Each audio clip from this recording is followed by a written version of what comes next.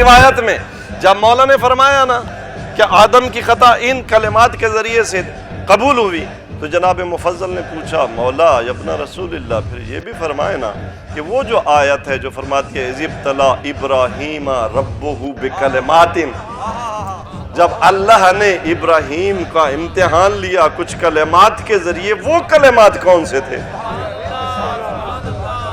میرے مولا نے فرمایا وہ یہی کلمات تھے، وہ یہی کلمات تھے، یہی ہستیاں تھیں۔ انہی ہستیوں کے معرفت کا امتحان جناب ابراہیم نے پورا کر لیا تو اللہ نے فرمایا انی جاعلک للناس اماما۔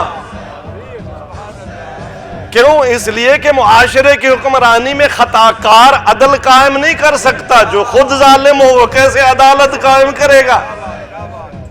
حضرت ابراہیم کے سامنے ایک سیمپل رکھنا تھا عدالت کا، علی عدل، نہ فقط علی عدل کامل ہے، محمد مصطفیٰ کی جو بیٹی فاطمہ الزہرا ہے وہ عدل، دو بیٹے ہیں وہ عدل، یہ سارے ہیں عدل، اور حکمرانی امامت عدالت کے ذریعے ہوتی ہے۔ لہٰذا جب تک ابراہیم نے یہ امتحان مکمل نہیں کر لیا امام نہیں بنائے گئے۔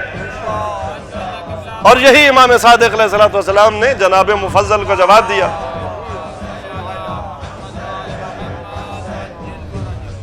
مفضل نے سوال آگے بڑھایا، فرمائے ابن رسول اللہ میرے الفاظ میں ایک اور سوال کا جواب بھی دے دیں۔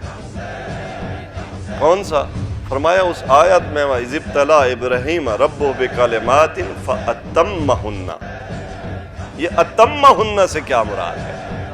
اتمہن کا ترجمہ ہے کہ ابراہیم نے کلمات کو مکمل کیا، کمپلیٹ کیا۔ کون پوچھ رہا ہے؟ مفضل۔ کس سے پوچھ رہا ہے؟ امام صادق علیہ السلام سے۔ میرے مولا نے فرمایا یہ فَأَتَمَّهُنَّ کا مطلب یہ ہے کہ ابراہیم جناب امام حسین خامس آل اباب پہ رکا نہیں، 14 مکمل کیے۔ فَأَتَمَّهُنَّ إِلَى الْقَائِمِ عَلَيْهِ السَّلَامِ،